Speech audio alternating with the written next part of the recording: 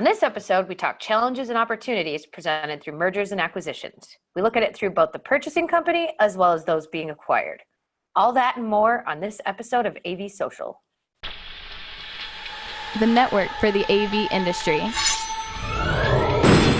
What are you listening to? This is AV. This is AVNation. This is AVNation.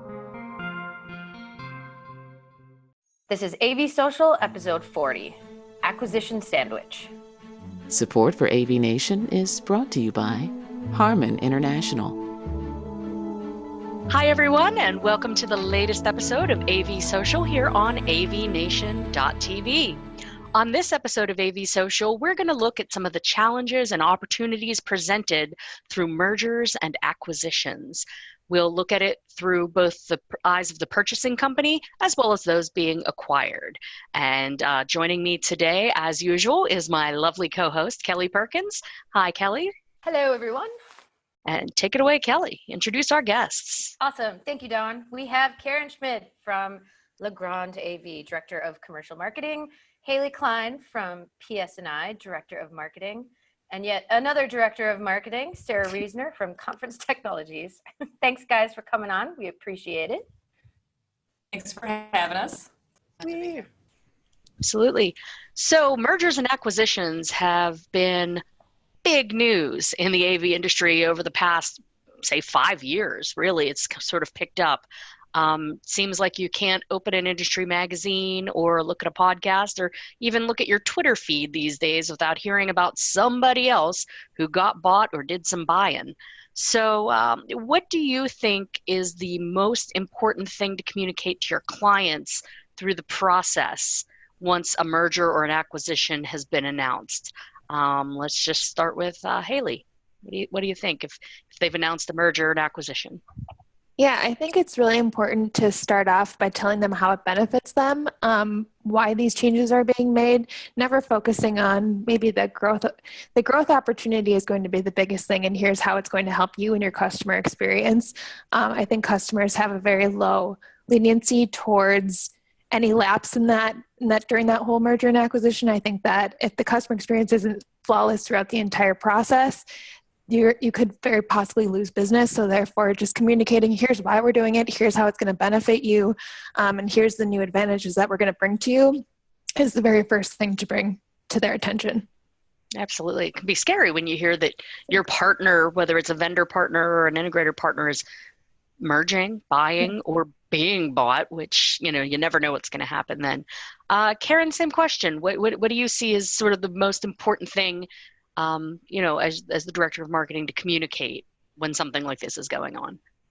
I agree with Haley. I think something that coming from one of the manufacturers that's gone through a lot of these, a lot of times you actually can't say a lot. So depending on where you are in the acquisition, it may have been announced, but it may actually not have been closed yet. So a lot of times people within that company also have very limited information about what's happening.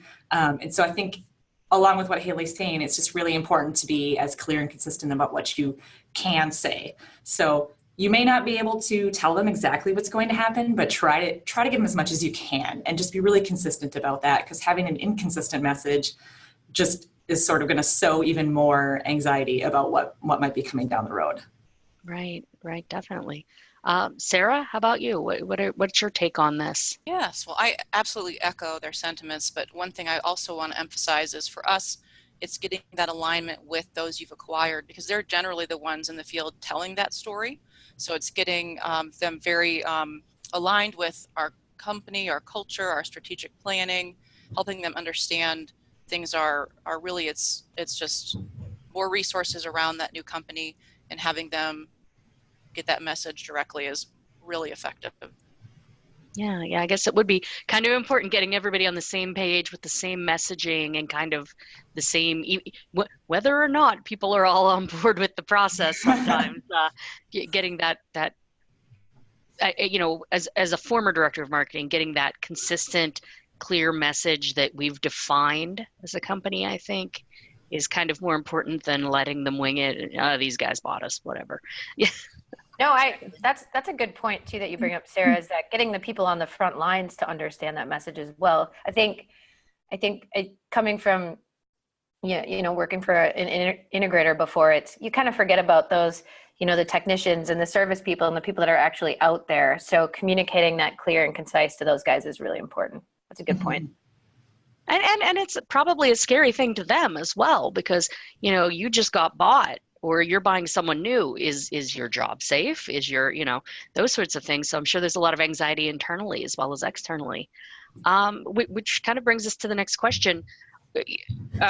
What are some of the challenges that are faced from the company that's being purchased? And we're going to ask the same thing about the purchasing company in a minute, but what do you see as some of the things, aside from fear of the company that's being purchased and getting that message out? Karen, let's start with you.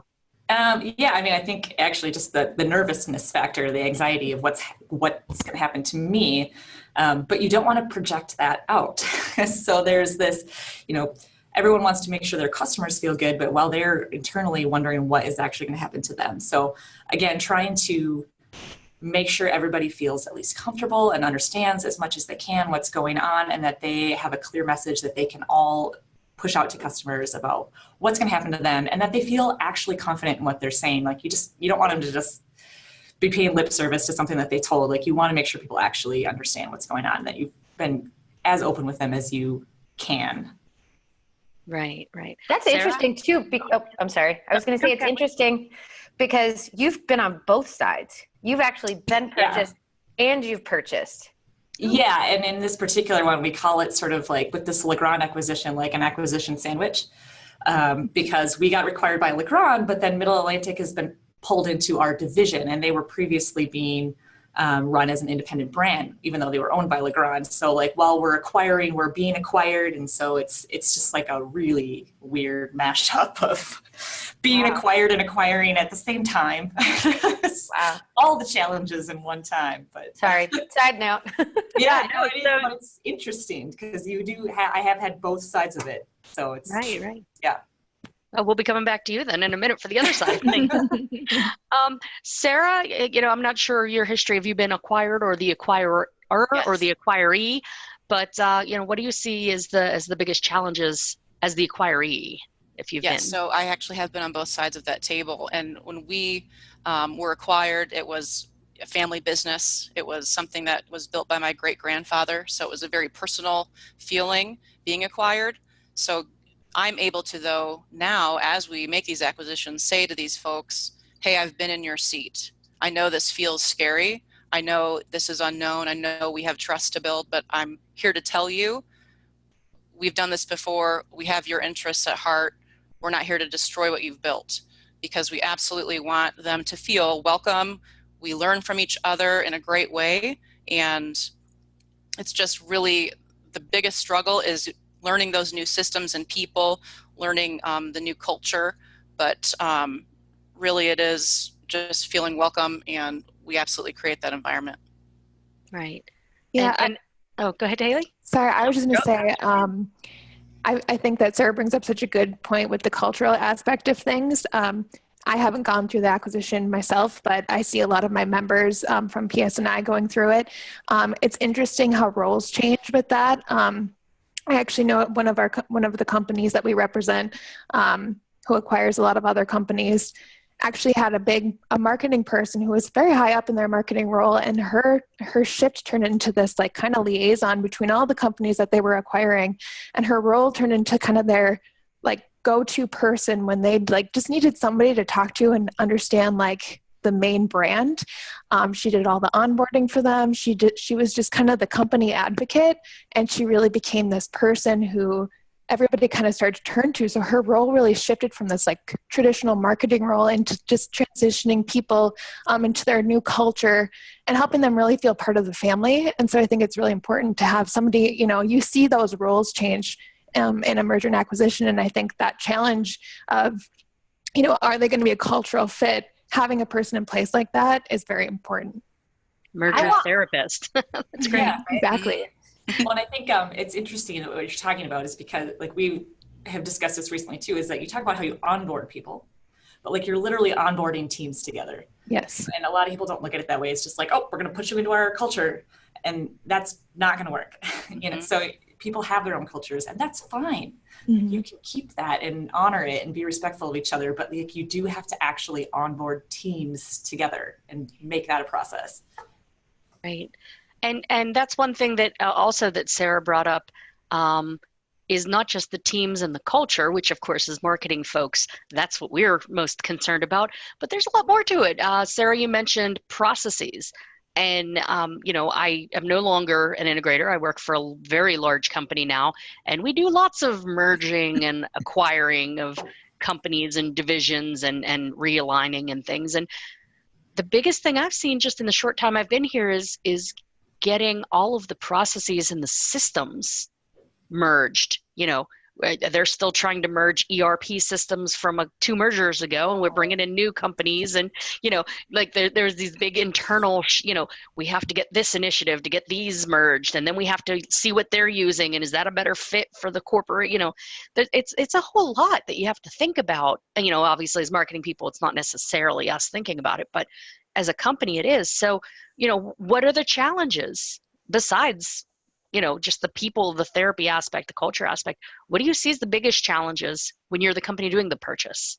Let's start with Sarah this time, since you brought up the whole process thing. Yeah, well, we have a really good group in place that has a great outline for the acquisitions, where we have a checklist, we know who's doing what, so we're very aligned and we've prepared in advance. So it's really getting that organized, getting everyone together and rolling. Sometimes you have to move really quickly. Sometimes, it's a longer conversation. So it's having that preparation and meeting that opportunity.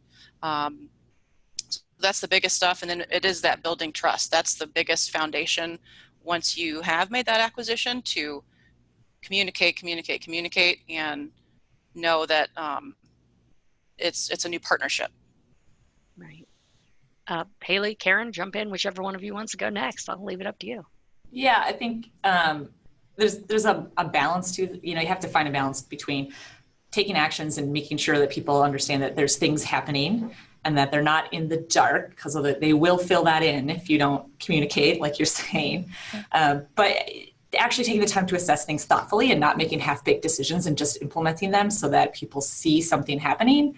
And balancing that with actually doing things that your customers will see as positive momentum forward, and that people within the organization will feel that they're being listened to, and that, decisions are being made in everyone's best interest. So that's something that we've had to figure out, is sort of like, how do you keep things moving, but like at a good pace that people feel comfortable with it, not so slow that everyone's like scared and filling in gaps, and not so fast that everyone feels like, whoa. You're just pulling these decisions out of nowhere and not actually taking time to be thoughtful about it. Haley, anything to add? Yeah, great. I mean, I hate to keep saying it, but it really comes down to building the trust with all the people that are coming in. From there, you can do things like bringing in analytical teams or what have you to understand where these 2 companies are overlapping or where the gaps are. You can start from there. And then that really kind of develops the story that you can tell, and it kind of helps you to understand the gaps that you need to fill. So it really, the people are truly the asset when you're bringing in the 2 companies. And so it's just really important to establish that trust and that culture and bring everything together effectively as possible. Right. So, go ahead. Kelly, you look like. I was just going to say, having gone through like a ERP change at when I worked at AVI Systems, it was like, I give so much kudos to people that can actually do mergers and acquisitions well when it comes to the process piece, because it's just, it was tough. It was a huge challenge. And I just think about, I was talking to one of our NSDA members a couple weeks ago, and they've acquired not only just other companies in our industry, but they've acquired companies outside of our industry. So like IT companies, and just diversifying their portfolio. So I can't even imagine the processes that they have to change and implement between all of these other companies. So again, just a side note, but I'd say yeah, processes and culture, because AV, I've said it for years, we're a weird little niche industry, not quite blue collar, not quite white. And then you bring in these IT guys that are very white collar corporate, and you bring in these construction guys that are, very hard hat. And it's, I'm sure, a massive challenge. So, we've said building trust, facing these sort of procedural challenges, and communicating. What sort of marketing is the best to put into place during that first year of or right after the merger? What is your top message that you want to try to get out as the marketing director in that time? Let's start with Haley. So really it's two things, right? So it's internal and external. Marketing, we're so excited to get the message out. It kind of goes back to everything we said before, though. Having a clear, repeatable, true message that anybody in your company can say is going to be very first tier, and being as honest and upfront about that as possible. Creating advocates within the company to bring that down into every department. Again, there's things like little sales, I did some reading up. They literally will make elevator pitches of here's what you can say to the customer, just so that people feel like they know what's going to happen. So really it's kind of the internal process and the internal marketing, and then it goes to external and what's this really cool story we want to tell. It kind of goes back to what I said. Once you can identify your culture, the other company's culture, and that overlying culture that you're trying to get to, you have a story you're able to start talking about. So identifying those, seeing where the overlaps are, that's your story moving forward to the external people, the clients. Great. Karen? Yeah. What do you think? I agree. There is absolutely the internal marketing aspect of things. And then the framework building of what does it actually look like? Because some people, acquisitions can be very different, right? You can roll that company in and that brand is gone. You can go to market as a house of brands. Maybe you've got new functionality, new skill sets, new areas that you serve. The benefit can be vastly different depending on what type of merger and acquisition we're talking about here. So what does that actually look like? Are you keeping the brands? Is one of them rolling into the other one? Like, what's actually happening? Build that story that you can communicate out, have those small wins that you can use to communicate progress.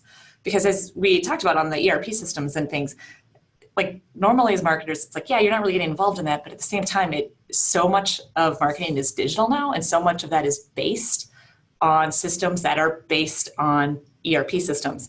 So we do really care about how fast they're going to get that rolled together. It's like, okay, well, when that system's done, now you can have a single PO, or you can see things on the website, or whatever that experience improvement tends to be. But that's going to be a long ways out, right? So even if you're going to be able to do that, you want to find the small wins to communicate what the progress is in the interim. So, actually in this last one with us, the biggest thing was one of the new product things, which seems backwards because product development can be a long time, but we were able to find ways to take some parts of Chief and parts of Mid-Atlantic and put them together in like hey, look what we can do for you guys going forward. Like, see how this is going to benefit you, and be able to communicate some of these small wins while you're working on, ERP systems and things that are going to take a year. Right. That's a good point. Mm-hmm. Yeah, even if it's just a little like preview, like what is the benefit for me? Right. At the end of the day, we all care about what's in it for me, right? Yeah. Sarah, what do you think is your top message or messages for the first year of the merger?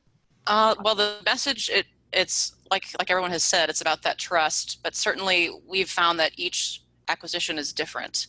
And so the pace of some of that communication is different. The way we share out the brand, that branding is pretty key as well. We want to make sure, even all the way through to our accounting department, that those invoices that are going to those new clients, if you will, that everything in that experience throughout the whole transaction is something that they understand, something that they know we're here to help with. We're maybe a bigger company, but we're very accessible and very flexible. We honor some of those older methods to just help fold them in. We're not here to say, here, this is our terms and conditions, here's how we operate, here's how you must be our customer. That's really not how we approach that situation. So we're flexible there. We know it's a transition. We know some are faster than others in that transition. But then one thing we really get excited about is our customer experience feedback. When we finally hit the board with a new office, we really celebrate what that feedback is and absolutely dive in to learn how that transition's going. So that's a big part of making sure that first year is going well. Great. Well, since Sarah brought it up, talking about, bringing together the different policies and not coming in and saying, this is how we're going to do things from now on, just laying it out as a list, but rather truly merging. How do you bring together the different marketing and communication departments or processes or policies like that? I'm sure there's lawyers and C-level people that sit around and have checklists and things for that. But as the marketing folks, how do you integrate or merge the departments when you have an acquisition like this? Sarah, we'll start with you since you brought it up. Well, typically the companies we're acquiring don't have a marketing department, which is pretty interesting. They've usually got a person who handles some social or a person who handles their website. So really it's getting those key contacts lined up with us, seeing if they like that job. Some of them are like, no, I didn't want to do this. I want to be in the field. So it's really, but we have great remote teams. So I'm actually in Cedar Rapids. Much of my team is in St. Louis. I've got a great gal in Little Rock and another one in Springfield. So we're kind of spread out, and that works well. And we, because of that, emphasize that communication. We have our daily huddles. We have a really good rhythm. And so it's just really just keeping that team component, and then bringing in new folks who fit that and want to be a part of that team. So we're good at working remotely. So it's a good way to operate. Excellent. Karen, how about you? How do you bring together the different marketing and communications folks and get them working as one? Yeah. Well, I think one of the biggest things is just really have an open mind. Sarah's talking about with working remotely, that adds a whole other extra level of challenges that when you don't have, water cooler conversations and just things that sort of make someone a little bit more personal in their interactions, when you're dealing with email and other sort of nonverbal, non-visual communications, you lose a lot. And so then people tend to not always assume the positive as much when they're dealing with people in just emails or chats. So lots of open communication, lots of calls, lots of video calls. Actually look at people like people. And we use the phrase, help me understand. So it's like assume good intentions, right? Not like, why the heck would you do it that way? Like, help me understand why you decided to work that way or do this that way. And just try to be a little bit more inquisitive and curious about how people work, and why they made decisions that they did, instead of just like, well, I don't really know why you made that decision. We do it this way, so that's how it's going to be. Just be open and be willing to learn from each other. Because if you can take the strengths of both the teams, like that can be a huge win for everybody, right? Like, take what everybody does well and do that together. And then you can make huge leapfrogs in knowledge and learning if you're willing to learn from each other. Did you find a lot of what is the word? Like when you guys were merging with Legrand and Middle Atlantic and all of these companies, did you find there were people like holding everything really tightly because they were nervous about losing their jobs, or I mean that shared? happens. Yeah, that's happened in every one of these that I've been part of. It's a natural human reaction to get scared and to think like, well, how can I protect myself in whatever's going to happen? Mm-hmm. But that whole trust aspect that we've been talking about over and over, the more you can build that and say like, look, we don't come in, don't make a bunch of layoffs. Like, that's not how we've done things. It's not how we're going to do things. Like, let's learn and show people. I think our leadership has done a really good job of being very open and just constant communications about what decisions they're making and why they're making those decisions. I'm not going to say we have it perfect. We certainly don't. We're learning every time. But I think we seem to make steps forward every time we go through this process at learning how to build that trust earlier and just be more open and communicate more and use the AV tools that we have Right. to foster more personal interactions with each other and assume more good intentions because you're seeing them as a person and not this entity that's emailing you that you don't even know who they are. That's some great advice. I'm going to write that. Help me understand. I'm going to start using that. So within my team here, well, be aware, guys. Yeah. Haley, how about you? How do you bring them together or foster that sort of sense of team when you're bringing in completely different communications, marketing, social, Right. even business development sometimes gets thrown in or lumped in with us. So Right. Yeah, it's exactly kind of what Karen and Sarah are saying. It's going in with an open mind, building a trust before making decisions on anything, before evaluating roles or changing positions, starting to understand people's strengths. Like to Sarah's point, do you like what you're doing? Are you enjoying it? Where do you want to go? Really having those conversations and being upfront. And it's kind of your opportunity as an employee to make a change if you're ready for one. So, being a voice there and being ready for that, really just going in with an open mind, and then, trying to ultimately bring the company together through with their strengths. I have another affiliate or integrator member of ours comes to mind, but the two are so opposite in how they did marketing, and one was a social butterfly and the other one's very strategic and just ready to go. And it was so interesting how those two really came together. They just did a rebrand of their company, and it was so great because the strategic woman got to really show her strength, and the social butterfly girl, I call her, but she was so good at communicating it in a way that I think the strategic girl never had thought of. And I think it was a true testament to how they were able to start working together, and they really combined that. Now that's a case of two people versus a big group of 10, but again, it's just coming down to starting to understand people's strengths, being open about them, and then kind of really allowing them to move forward and evaluate from there.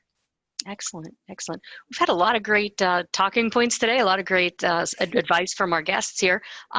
Real quick, in wrapping up, what advice would you give a team or a company that's about to go through the merger and acquisition process? Let's just go right down the line. Start with Haley, since you talked last. What's your best advice? Give us something. Be patient. Don't be afraid of the unknown. Give it some time, trust leadership, trust that this is ultimately the best thing that could happen for your company, and just try to see it as an opportunity rather than something that's scary. Yeah, excellent. Karen? Yeah, I agree. Patience, empathy, but use your tools that are available to you. Communicate, and assume good intentions. And communicate too, I think, right? Yeah, one more time. Yeah.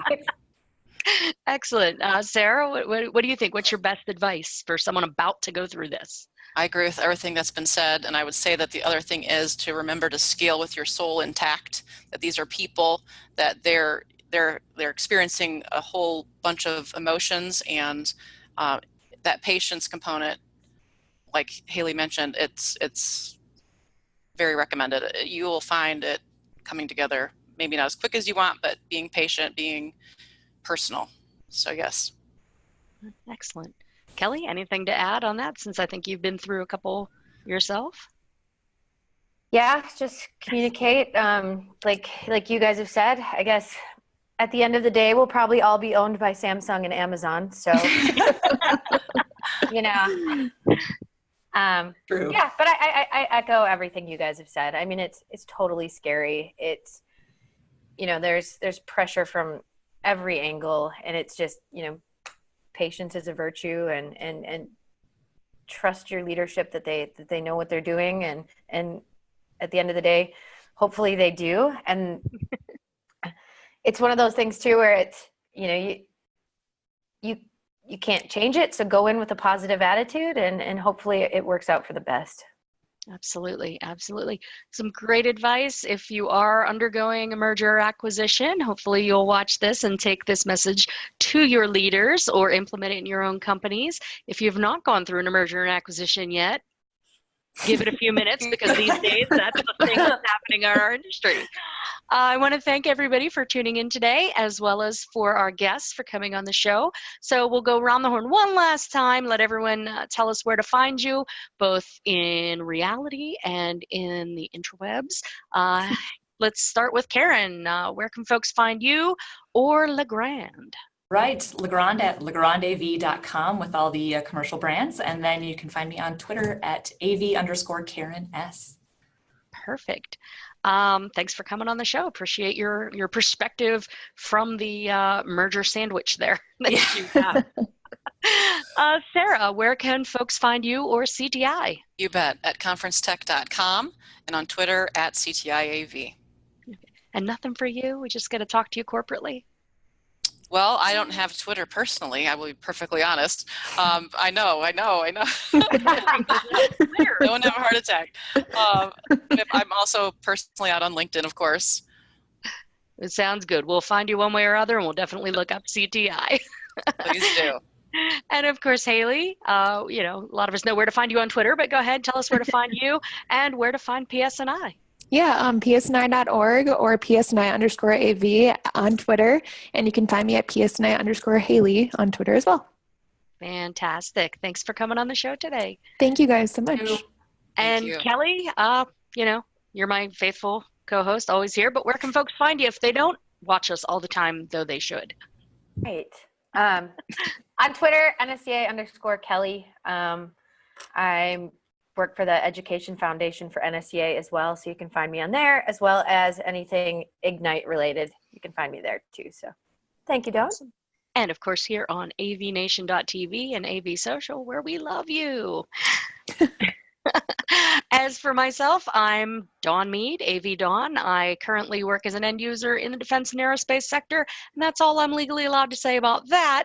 But you can always find me here at AVNation.tv, here on AVSocial, occasionally cropping up on AV Week, and of course on the Twitters and all the other social things at AV Dawn. That's all we have time for today. Thanks so much, and have a great day, everyone.